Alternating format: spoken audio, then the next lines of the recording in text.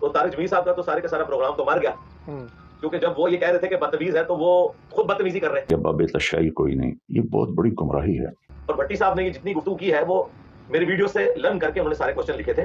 तो मैं तारिक जमील साहब से अर्ज करूंगा कि फजाइल अमाल में सब कुछ लिखा हुआ है, या तो आप बोलें और या फिर आप तबलीगी जमात के इस नसाब की गुमराही के ऊपर पर्दा डालना चाह रहे हैं। और देखें, तारिक जमील साहब से एक बहुत बड़ा ब्लंडर हुआ उसमें, और उसमें तौहीन मजहब की दफा लगती है उनपे। लेकिन मैं इसलिए बता रहा हूं कि तारिक जमील साहब, आपका काम था कि इसको अपलोड करने से पहले एक दफा देख लेते कि आपकी जुबान से क्या भूल निकल रहे हैं, आपके लिए मुसीबत खड़ी हो जाएगी। और अभी तो आप इंतजार करें, क्योंकि ये वीडियो अपलोड हुई है 12 बजे इतवार को, उस वक्त मेरा प्रोग्राम था, तो उस वक्त मैं देख भी नहीं सकता। सबसे पहले तो मौलाना तारिक जमील साहब हफिज़हुल्लाह ताला हमारे बुजुर्ग हैं, हमारे उस्ताद हैं, और हम कभी भी ह्यूमन डिग्निटी उनके हवाले से वायलेट नहीं करेंगे।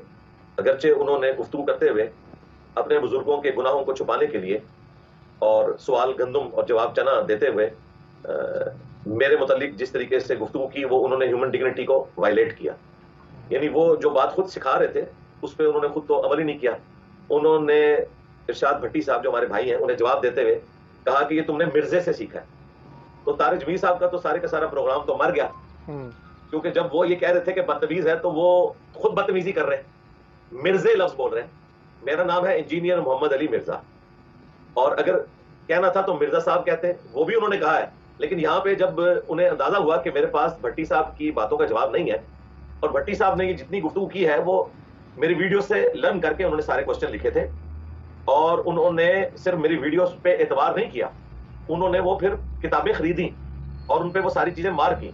तारिक जमील साहब ने इवन इस पोर्शन में ये भी कहा कि आप जो कुछ कह रहे हैं ये फजाइल अमाल में नहीं लिखा। तो मैं तारिक जमील साहब से अर्ज करूंगा कि फजाइल अमाल में सब कुछ लिखा हुआ है, या तो आप बोलें और या फिर आप तबलीगी जमात के इस नसाब की गुमराही के ऊपर पर्दा डालना चाह रहे हैं। तो अब तो है मीडिया का दौर, यहाँ तो पॉलिटिकल लीडर्स को उनकी स्टेटमेंट्स हॉन्ट करती हैं, तो आपको भी आपकी स्टेटमेंट्स हॉन्ट करेंगी। इससे पहले कि ये हॉन्ट करें, आप वो खुद पढ़ के उन सारी चीजों को देखें। हम दीन के हवाले से जो कुछ बयान करते हैं बड़ी जिम्मेदारी के साथ करते हैं। इसके बावजूद भट्टी साहब ने मेरी गुफ्तगू पर रिलाई नहीं किया, अगरचे उन्होंने तैयारी मेरी ही वीडियो से की थी, और आंदा आने वाले उलमा से भी जो क्वेश्चंस करेंगे मुस्तकबिल में, इससे बड़ी चीजें आप सामने आएंगी इंशाअल्लाह ताला। भट्टी साहब हमारे लिए बहुत बड़ा एसेट है कि उन्होंने एटलीस्ट उलमा से जाके बड़ी दिलेरी से ये सवाल पूछा, और उसके बाद एक एक करके ये सारे के सारे उलमा अपने अकायद के हवाले से एक्सपोज होते जाएंगे। तो मैं दावत तौबा ही पेश करूंगा तारिक जमील साहब के ऊपर कि जो वो दर्स मुझे दे रहे थे, सिर्फ एक दो उनके मिजाज के खिलाफ बातें पूछने के ऊपर उन्होंने मुझे मिर्जे कहना शुरू कर दिया। तो इससे अंदाजा हो गया। रहा जो बुजुर्गों से मुतालिक, तो मैं जो बाबों के बारे में बात करता हूँ, पहले तो इसको क्लियर करते हैं तारिक जमील साहब के लिए आपके प्लेटफॉर्म से कि ये बाबे की टर्म मैंने डिवाइस नहीं की। ये बाबे की टर्म सदियों से इस्तेमाल होती है और फखरिया होती है, ये नोटोरियस टर्म नहीं है। हमारे जो मुर्शिद हैं, ये मैं तफन्नुन के तौर पर और मोहब्बत से कह रहा हूँ, मिसबाई साहब, उन्होंने पहली दफा टर्म यूज की थी 2018 के अंदर। उन्होंने कहा कि इंजीनियर को क्या पता कि बाबा क्या शय होता है, बाबा अपने जहान में एक वखरा जहां होता है, उसका एक वखरा ही जहान होता है। तो ये मैंने उनसे मुस्तार टर्म ली है। बाबे की टर्म तो मैंने अपने बुजुर्गों के लिए भी इस्तेमाल की। मैंने कहा कि इमाम बुखारी, इमाम मुस्लिम मेरे बाबे हैं, और मैं उन बाबों को मानता हूं जो किताबों को मानते हैं, जो किताबों के गद्दार है, मैं उन बाबों को नहीं मानता। अगर मैं अपने बुजुर्गों को भी बाबा कह रहा हूं जो अहले सुन्नत के इमाम है, तो इसका मतलब है इसे मैं रिस्पेक्टेबल समझता हूं। और देखें, तारिक जमील साहब से एक बहुत बड़ा ब्लंडर हुआ उसमें, और उसमें तौहीन मजहब की दफा लगती है उन पे। आपने गौर नहीं किया, उन्होंने भट्टी साहब से कहा कि तनु बुखारी दा और मुस्लिम दा बुखार चढ़ गया। अब ये अहले सुन्नत की हदीस की किताबें हैं, इमाम बुखारी इमाम मुस्लिम की लिखी हुई, जो पूरी दुनिया में मानी जाती है कुरान के बाद अफजल किताबें। उन किताबों के बारे में ये जुमला बोलना कि तुम्हें बुखारी मुस्लिम का बुखार चढ़ गया। अगर मैं किसी को कहूं कि तुम्हें कुरान का बुखार चढ़ गया, तुम्हें सुन्नत का बुखार चढ़ गया, तुम्हें नबी की तालीमात का बुखार चढ़ गया है, तो ये नेगेटिव टर्म है। बुखार चढ़ना ये होता है कि आप किसी की बातों से नेगेटिव इंटेंशन अखज कर लें, नाऊज़ बिल्लाह। तो ये तो सीधा सीधा इन पे तौहीन मजहब का मुकदमा होता है। 295B लगती है, सी नहीं 295B, जिसमें तौहीन मजहब का इल्जाम लगता है। लेकिन मैं ये इसलिए बता रहा हूं कि तारिक जमील साहब, आपका काम था कि इसको अपलोड करने से पहले एक दफा देख लेते हैं कि आपकी जुबान से क्या भूल निकल रहे हैं, आपके लिए मुसीबत खड़ी हो जाएगी। और अभी तो आप इंतजार करें, क्योंकि ये वीडियो अपलोड हुई है 12 बजे इतवार को, उस वक्त मेरा प्रोग्राम था, तो उस वक्त तो मैं देख भी नहीं सकता था। अब मैं इंशाल्लाह ताला टाइम निकाल के इसको, कल उम्मीद है मंगल वाले दिन मेरे पास टाइम होगा तो मैं उसको देखूंगा।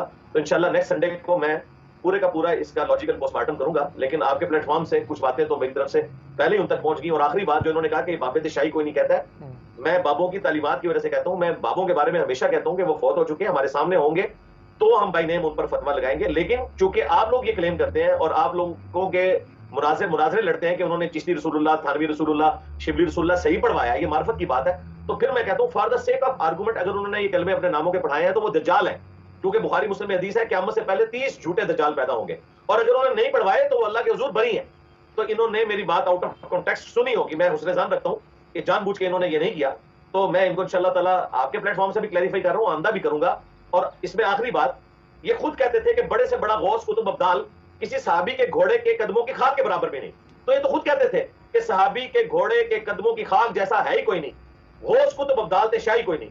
ये कहानी इब्ने कसीर इनको बता के गया, ये कहानी अब्दुल्लाह इब्ने मुबारक की तरफ इन्होंने मंसूब की, ये कहानी इनको अब्दुल कादिर जिलानी ने बताई। उस वक्त इनको ख्याल आया कि एक मोमिन किसी सहाबी के घोड़े की खाक कैसे हो सकता है।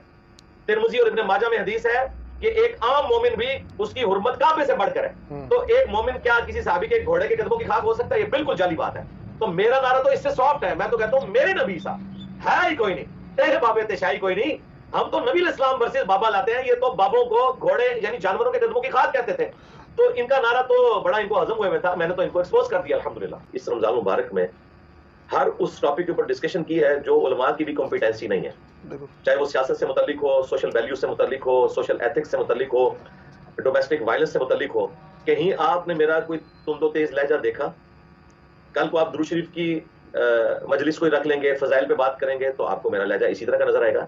तो भाई ये रिक्वायरमेंट है। अगर कोई शख्स रसूलुल्लाह की वो वीडियो निकाले सल्लल्लाहु अलैहि वसल्लम जो मैदान जंग में है, तो आम बंदे पे ये इंप्रेशन पड़ेगा कि ये शख्स हर वक्त तलवार उठा के जो है मैदान में उतरा रहता है। नहीं भाई, नबी इस्लाम की आइली जिंदगी भी है जिसमें आप अपनी बीवियों के साथ अच्छे तरीके से डीलिंग करते हैं, अपने दोस्तों के साथ अच्छे तरीके से डीलिंग करते हैं।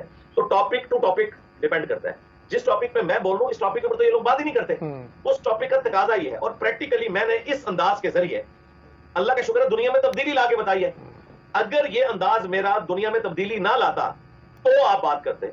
आज 17 साल की इस दावत और तबलीग के बाद मैं एलानिया ये कह सकता हूं कि इस वक्त दुनिया में सबसे बड़ा प्लेटफॉर्म इस्लाम का वो इमाम काबा का नहीं है भाई, वो मौलाना तारिक जमील का नहीं है भाई, वो नुमान अली खान का नहीं है भाई, वो मुफ्ती तारिक मसूद का नहीं है भाई, वो डॉक्टर जाकिर नाइक का भाई नहीं है, ना किसी इंग्लिश स्पीकर का, ना किसी उर्दू का।